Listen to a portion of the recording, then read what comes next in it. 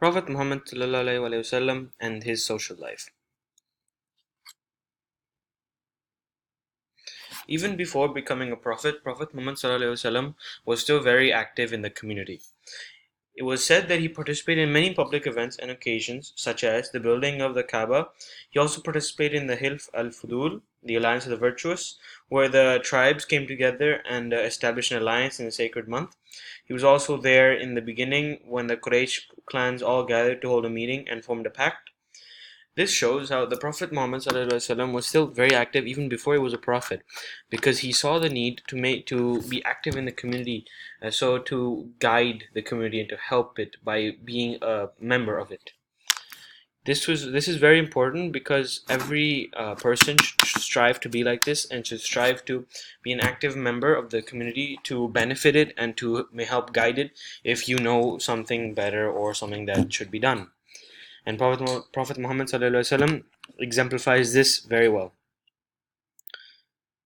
So, as a family man, Prophet Muhammad ﷺ valued family over anything, as he believed that the building block of a cohesive society was cohesive family units, as family units helped maintain the structure and order of society. The Prophet was kind and caring to his entire family and always treated them with respect, love, and kindness.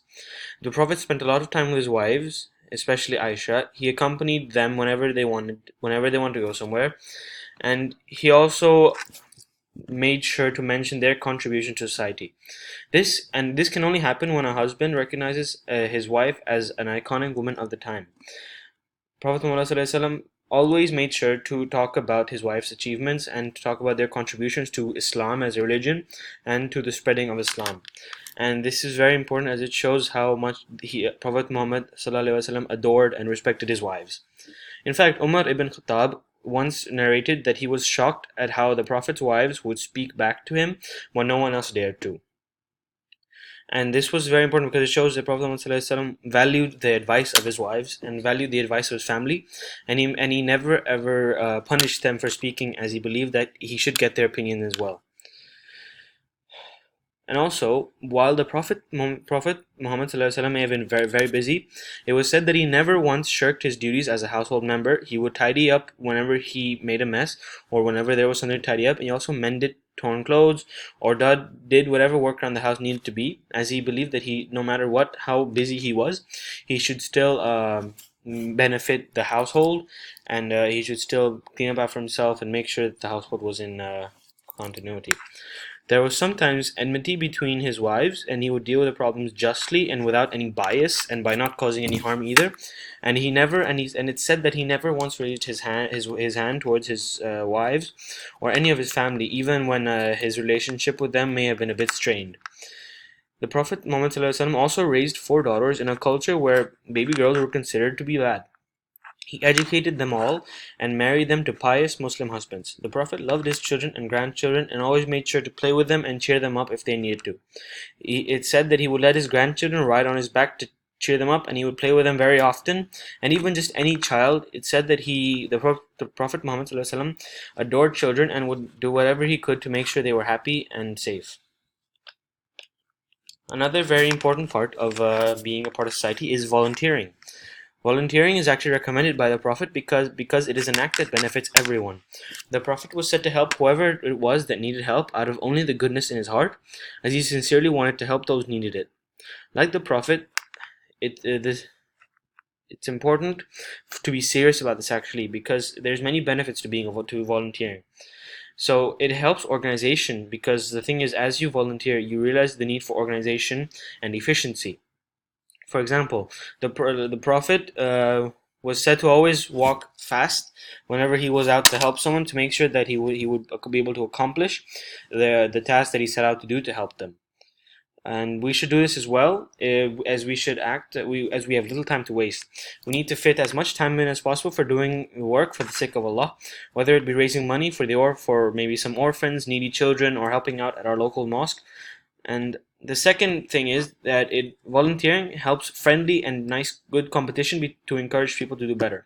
The Prophet Muhammad ﷺ knew this, and he would often encourage people to do better, and would say that it would help. And he said rightly that it would help them get closer to Allah, and it did, because people who do good to other people without any sort of reward in return are very good people that Allah accepts into Jannah. And the Prophet knew this, and he utilized it himself to great effect in the battles and also during other occasions throughout his life. We should encourage Muslims to compete with each other in a way that encourages excellence while still fostering brotherhood. Even the best of us can find our desire to gain more productive habits, and we should all try to do so. This is because we want to be better people. Volunteering is something that is treasured in Islam because of how it helps the person who volunteers become a better person, and the person who is helped is also benefited.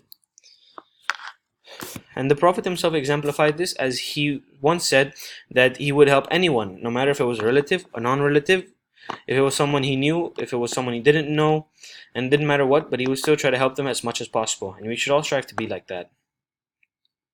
The Charter of Medina. The Charter of Medina was the constitution devised by the groups of people in Medina at the time, and the charter was made to ensure that the civilization at the time in Medina could function properly with rules and regulations to assure that everyone's rights were afforded to them and that everyone had the best possible lives. And this charter made sure that the oppressed were given a voice and that they were allowed to be free from oppression. It protected the weak. It gave them the freedom to do whatever religion they wanted to, because even though the Prophet Muhammad ﷺ wanted them to convert to Islam, he knew that he could not force them, as that was not the way. And so he made sure that everyone could practice their religions as much as practice their religions, and no one was forced into any religion. And this charter is a very good example of lawmaking in the Arab world, as it was one of the first examples of a successful and very important constitution in the world. Brotherhood. Brotherhood is a very common and important thing in the Islamic religion, because the strongest level of brotherhood is a sense of community, friendship, and common purpose in Islam for the sake of Allah. At this level, the believers work together towards fulfilling the goals of the religion and living out its divine values. Although we use the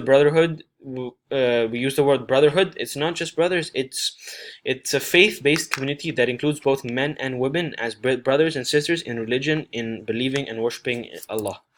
Brotherhood is not only based on faith, but it is also a part of Islam. The Prophet ﷺ said, "You cannot enter paradise unless you become a total believer, and you won't become a total believer unless you love each other." Faith and community are inseparable in the faith community produced by Islam. Islam also teaches about brotherhood regarding the original parentage, that is, concerning to the earthly origin. All are descended of the same pair of human beings that are Adam and Eve. And so we should all treat everyone like brothers and sisters, and give them the rights as such, and love them and be kind and respectful to them.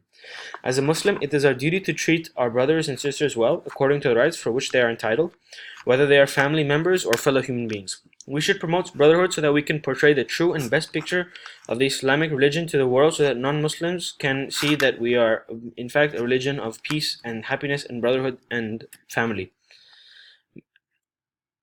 And this is a model that is used a lot in the UAE to show this, because of the fact that while we live in the UAE, we treat everyone like brothers and sisters, and treat them all with kindness, so that everyone can live happily and kindly, and everyone can feel safe and respected, because that is what a society should strive for, in order to ensure that everyone is happy and safe.